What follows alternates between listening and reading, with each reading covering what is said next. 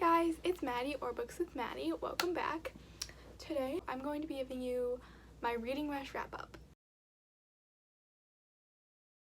So before I get into the actual wrap up, I do want to quickly address and make aware of the harmful actions by Ariel and Rayleen to neglect the book club book Such a Fun Age. I did want to talk about this so that it didn't seem like I was just brushing it over. However, I do think that I am not the voice that you should necessarily be listening to on this topic. There are plenty of other Black influencers who have a much more relevant and important voice than me on this matter. But I did want to say that I do think what they did was like very ignorant and out of touch. It was inexcusable. And as for my participation in the reading rush in the future, I don't know where I stand on that. I think that in issues like this, like with any mistakes that come out of a place of ignorance, we should come from a place where we are being nurturing and wanting to encourage education and growth. None of us are perfect. All of us are continually and constantly making mistakes, and I genuinely don't think that this mistake was out of a place of harm. I think it was out of a place of just ignorance, which doesn't make it excusable or acceptable, but I think that we should nurture growth and change instead of shame.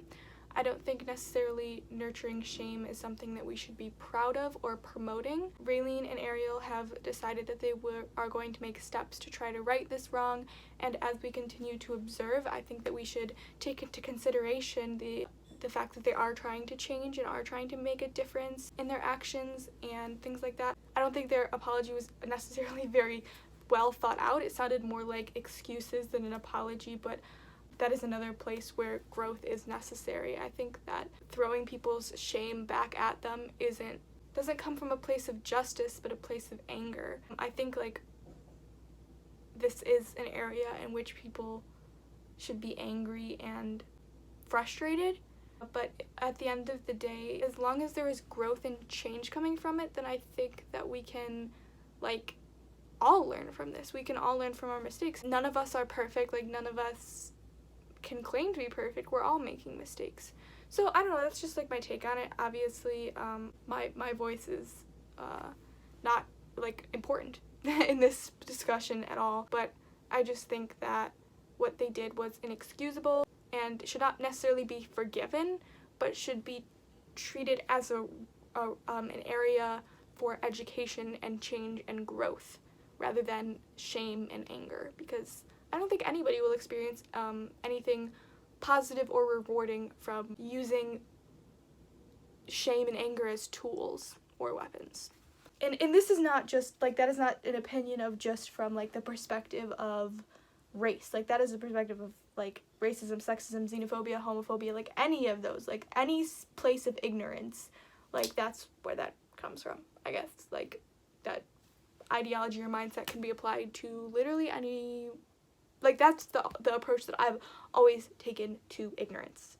I'm just applying a previous mindset to a current situation, so, I mean, I don't know. Yeah, so I'm not making any final decisions about if I'm going to be participating in the reading rush in the future or anything like that. I don't know, that's not, like, necessary to me right now. That's a year from now. So I don't know, I'm not thinking that far ahead. But regardless of that, I'm going to be talking about the books I read during the reading rush because I read them and I'm happy with what I read, and so I still wanted to talk about them, even if it's we take this out of the context of the reading rush. These are the books I read this week. So let's get into that. So I started off this week reading The Vegetarian by Han Kang, and I'm giving it 3 stars. This was for the prompt, a book that starts with the. This book takes place in Korea and basically follows a woman. She has this, like, disturbing dream, and because of that decides to become vegetarian. Her family, like, questions her decision, doesn't understand why she's doing it.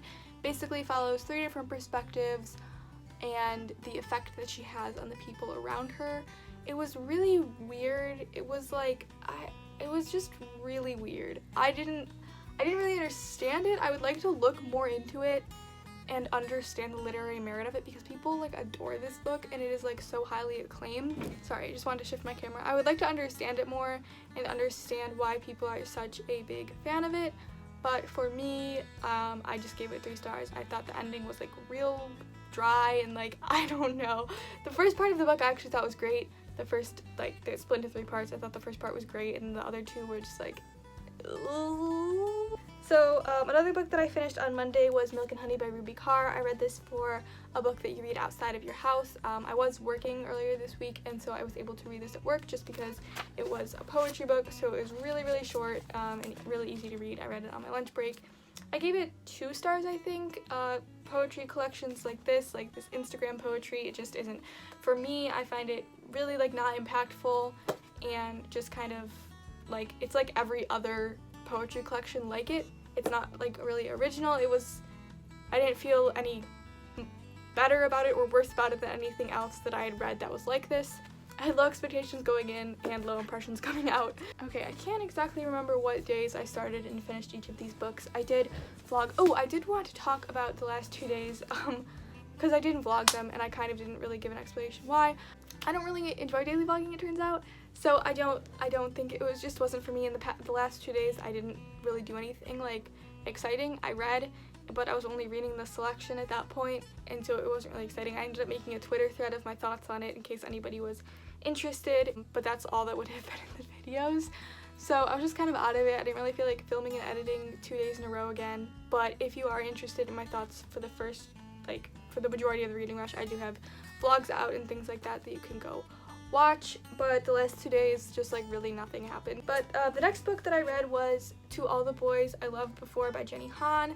This one I read for a book where there was a movie, but I had already seen the movie but didn't read the book yet. So I had seen this movie a couple years ago whenever it came out, and I really enjoyed the movie. I thought it was like good. I thought it was good. I don't know, for when I watched it, I haven't watched it in a while, but when I first watched it, I remember enjoying it decently. I had never read the book, and I have a friend who is a really big fan of the series, and so I decided to pick it up. I've heard really great things about it. A lot of people love this series. It was cute. The beginning was very, very similar to the movie, so I had like a hard time getting into it because I knew everything that was going to happen. It was just like pretty dry, but I really like the middle section of it a lot better than the movie, and then the end I kind of thought wasn't great. I like the ending of the movie actually better, but there is a second book, and this definitely ended on quite a cliffhanger, so I will be picking that up hopefully very soon. I ended up giving this one 4 stars, and it was just like nice and cute. Okay, next I read White Rose Black Forest by Ian Dempsey. This was for the prompt about a book that took place in a different continent that you lived on, a different continent than you lived on. And this takes place in Germany. This follows a woman named Franca who opposes the Nazi party and has gone into kind of isolation. She is staying in a cabin in the middle of a forest in Germany and is just like totally alone. She's totally like depressed and she feels like she has no purpose to live until she finds a fallen air pilot person. An air pilot. A pilot. That's what they're called. A pilot in the woods. And he's wearing a Luftwaffe uniform, so a German uniform. And she was a nurse, so she ends up nursing him back to health, finds out some secrets, and is employed for a mission that might change the face of the war. Oh my gosh. This I gave 3 stars. Yes, 3 stars. The plot was intriguing, but in the first part-ish of it, first maybe third, was very good. But at the end, the characters got really dry and boring and like had no personality whatsoever. I don't know. The writing to me felt kind of lazy at some points, and just in some places it was very clinical, like very factual, things like that. I think that this is a very good read for somebody who wants to learn a lot of facts and perspectives about World War II. I think this would be really interesting. But this isn't like I don't know. It's not really like a narrative story, I feel like. But I don't know. I have mixed feelings on this, but it's definitely 3 stars. But I don't really know how to review it. So, yeah. Okay, towards the end of that, I actually broke because I was feeling a little bit bored of it. So I broke it up by reading this in between, which was Women in Power by Mary Beard. This was for the prompt, a genre you've always wanted to read more of, and I always am looking to read more nonfiction. So this is a little manifesto by Mary Beard, which is comprised of 2 of her speeches, she edited 2 of her speeches together, and it basically talks about the ways in which women's voices are silenced. So it's a bit misleading because it is very much about speech? I don't know if speech is the word that I'm looking for, but it's very much about voices, like women's versus men's voices. It takes a look at it from a historical perspective, so it looks back on why these patterns exist. I ended up giving this 4 stars. This one was probably the one that was closest to 5 stars because it was very, very interesting, but I felt like a lot of it was things that I already had learned and knew, which being a gender studies major makes sense. So obviously to somebody who hasn't studied things like this would probably be a lot more impactful.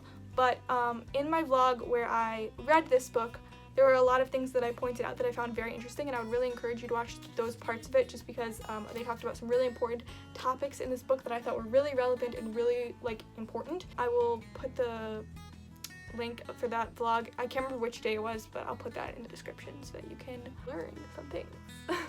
Okay, so next I read The Selection by Kira Cass. This is actually my last book. So I'll talk about this one last, but in the middle of it I read The Grown Up by Gillian Flynn, which is like a ghost story, kind of thriller-esque book. It was like 60-something pages. This one I had my hopes on to be the 5-star, but there was no 5-star book this reading rush, which I'm very sad about. But this one I really thought would be the closest one, but I did give it 4 stars. I didn't really connect to it the same way I connected to some of Gillian Flynn's other writing. I think maybe it was just too short for me. I think that Gillian Flynn might do better with extended narratives and more time. I thought that some parts of this just felt rushed, and so it just wasn't for me, and I don't think that's to the fault of the author because it was supposed to be a short story, so it just wasn't for me. I think it's more personal opinion. I think that some people could love this, and I would totally understand why. Okay, lastly, The Selection by Kira Cass. Now, if you know anything about my reading taste, you would know that this is not something that I would typically pick up, but people have been ridiculously hyping this book to me for a very long time, and I finally cracked and I bought it. And I definitely had low expectations for it, absolutely, because it was published in 2012, and we know that I typically don't like books like this that are published between like 2011 and 2014. So I did have low expectations for it, but it exceeded my expectations, definitely. I ended up giving it 3 stars, which is surprising because I did not think I would give it that high of a rating, which you might think 3 stars isn't a high rating. For this book and me, it was. I enjoyed the fun banter between America and Maxon. I freaking hate Aspen. What is he doing here? So we end on a love triangle, and I am not here for it. I'm not here for it. I am not here for it. I do not like love triangles. I don't want it. I don't want it. I don't want it. I never want it. If you are an author and you're watching this, just so you know, nobody ever wants a love triangle. Whenever I see tweets or like posts or anywhere, they're like, what's your least favorite trope? I guarantee you 90% of the ones that you will scroll down are miscommunications and love triangles.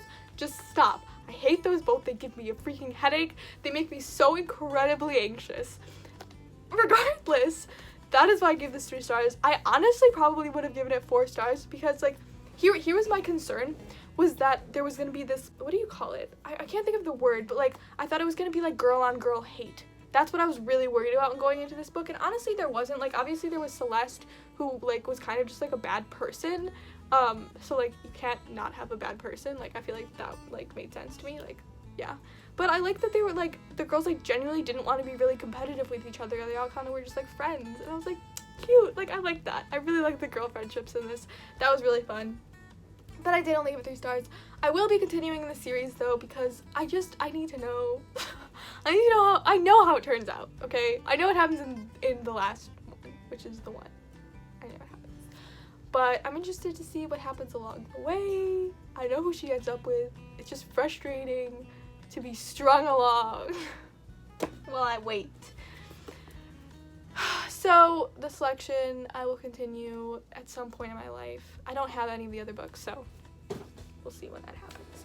And then lastly, I finished I decided that I was going to challenge myself to read more because I did finish the selection on Sunday, but I did that because I wanted to split it up throughout the entire week, so I was actually reading the Reading Rush book throughout the entire Reading Rush. But I started it on like Thursday, and I realized that, or Friday, I don't remember, and I realized that this was the last book of the Reading Rush, and so I needed something else to read. So I ended up finishing The Goblet of Fire. I was 49% of the way through when I started, so it was like 351 pages or something that I read of this throughout the Reading Rush. So I'm counting that as like 8 books because like that's like the size of a regular book. But I did want to finish this by the end of the month so that I can start the Order of the Phoenix next month. So yeah, I gave this 4 stars, which is surprising because in my vlog I talked about how like this is my least favorite Harry Potter book. It is definitely my least favorite Harry Potter book from what I remember. I don't really remember the other 3 as well, and also I haven't read the Cursed Child, I forgot what it's called. I've never read that, so that will probably be my least favorite Harry Potter book. I find the concept of a Triwizard Tournament incredibly boring. Like, I don't know why, I just can't, like, oh, it makes me so upset. And like, there's so much space in between each task for nothing to happen. Like, nothing happens at all. But I love the end of this book. I love the end of this book. It makes me so emotional. And so that's why, like, literally for the end of this book, I gave it 4 stars. Like, I bumped it up an entire star because I really love the end of this book. And I'm really excited for Phoenix. I really like Order of the Phoenix. And The Half-Blood Prince, from the last time I read it, was my favorite. I read it in like 24 hours. So I'm really excited for that. And I do have to rewatch the movies. Anyway, this is getting off topic. But basically, that is the end. That is my wrap-up. That is all of the things that I have to say for now. After this video, things are going to go back to normal with my schedule. I meant to upload this yesterday, and I like didn't fully think it through. So this was supposed to come out Sunday. But it's coming out Monday, and I'm filming it Monday. I don't know what's happening. Everything's very confusing. All of my time schedule is just off. But after this, everything should go back to your regularly scheduled programming, which is Wednesday and Saturday. I have videos planned out for the next month and a half, and I'm so excited, guys. I'm so excited for some of these videos. I have some really cool concepts ready to go, and I'm excited. So, that's the end. This is the end. I don't know what to say. I don't know how to end videos anymore. The Reading Rush broke me. I hope you enjoyed. I hope you have a good day. I hope you have a good day. I hope you have a good week. I hope you have a good life. And I will see you on Wednesday. Bye.